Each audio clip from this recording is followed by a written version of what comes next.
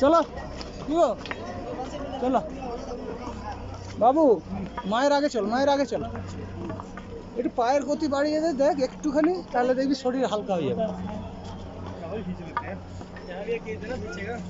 আমাদের যারা পিছনে ছিল বাচ্চাগুলো কত আগে চলে গেল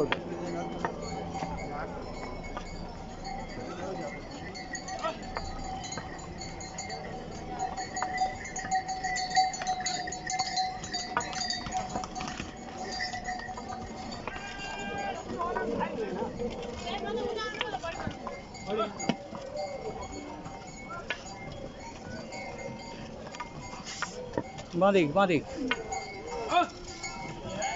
আর একটুখানি বাকি চল